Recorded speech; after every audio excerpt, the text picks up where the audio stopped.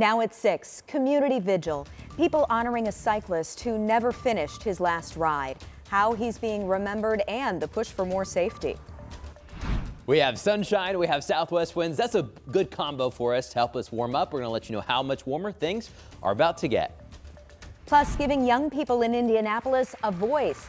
The issues from violence to mental health they want to see change. Live from Indy, you're watching 13 News.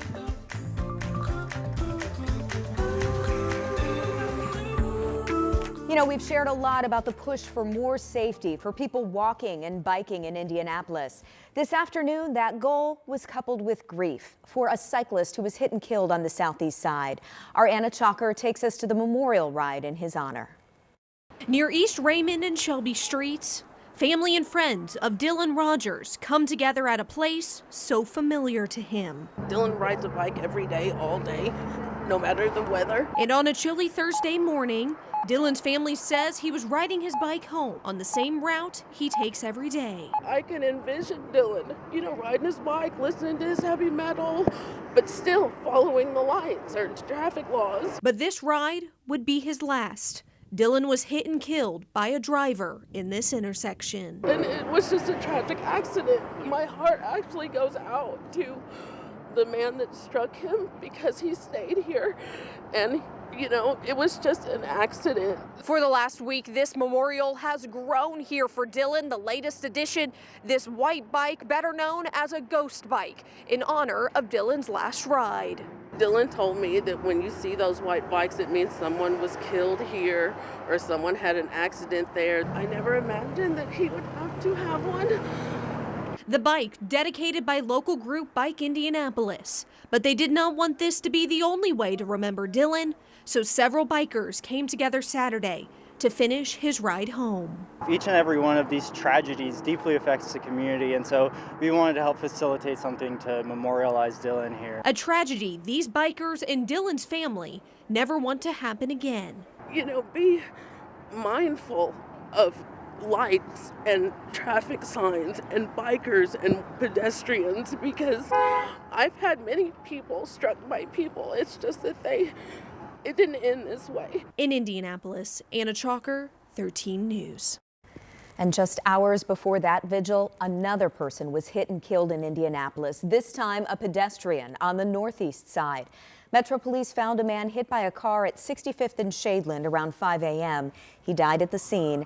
IMPD says the driver did stay and cooperate with detectives. He was taken to the hospital for a blood draw, which is standard policy. But police say the driver showed no signs of impairment. Metro Police are also investigating a deadly crash overnight involving a semi and 2 other vehicles. This is a look at the scene. It happened near McCarty Street and Madison Avenue. Metro Police say a driver ran a red light, hitting another car. That car then spun into the bumper of the semi.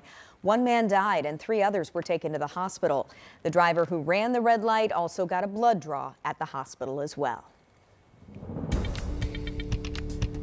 All right, let's take a live look at downtown Indianapolis. It looks good and, relatively speaking, it feels good. We are above 30 for the first time in days, and things are going to keep getting better. Yes, is this bad? I need to get something out of the car earlier today. Yeah. And I thought, okay, should I get the jacket or not? And I decided not to, and I went out, and 30-something degrees. I will say, I saw a lot of people just kind of wearing sweatshirts and Yeah. you know what? I'm shedding the jacket. It's Sure. fine. It is fine. Yeah. This is our first time in 154 hours that we broke above freezing. It was 6 Wow. days. Yeah, it was a good stretch for us, but it looks beautiful out there across central Indiana. You still see some of that leftover snow, and also some good news. This weekend marks the first time that we have at least 11 hours of daylight. We keep adding about 2.5 minutes of daylight every day. The last time we had 11 plus hours was back in October. So we're headed in the right direction. It looks stunning out here with all these sunsets across central Indiana and a lot of low and mid 30s. Most of us were able to at least reach 32 degrees today. Even Richmond, we saw you at 32 earlier. You're starting to cool off right now in some of the valleys there near Abington and the southeast side. But right now, we're sitting in the low and mid 30s, and we've got that southwest wind. Now, the southwest wind is a little bit breezy, so technically there is a wind chill. Feels like it's only in the 20s, but we'll take a south wind because we know where it's going to help us get to the next several days. We think there's 40s tomorrow, maybe some 50s this coming week. But high pressure is in control. Guys, you're going to like this forecast, but How long lasting can this last? With high pressure, more sun, more warmth? We're going to let you know here in just a bit. All right, see you again in a few minutes. Thanks so much, Matt.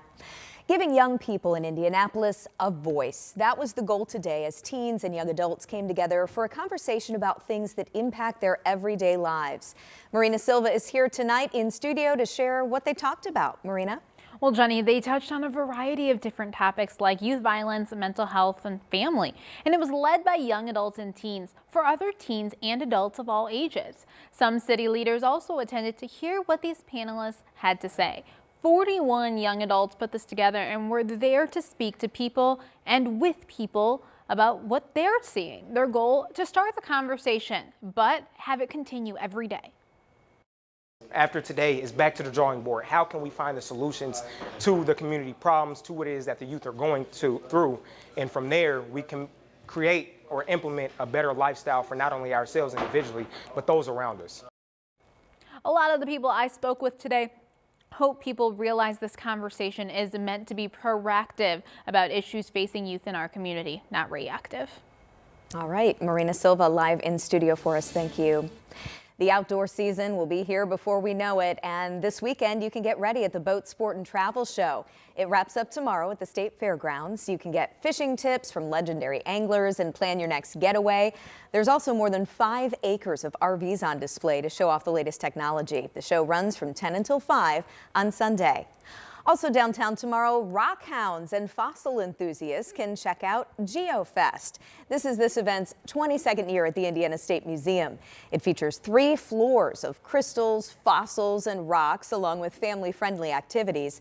More than 25 vendors are also set up here. It's one of the museum's most popular events, with visitors packing the place every year.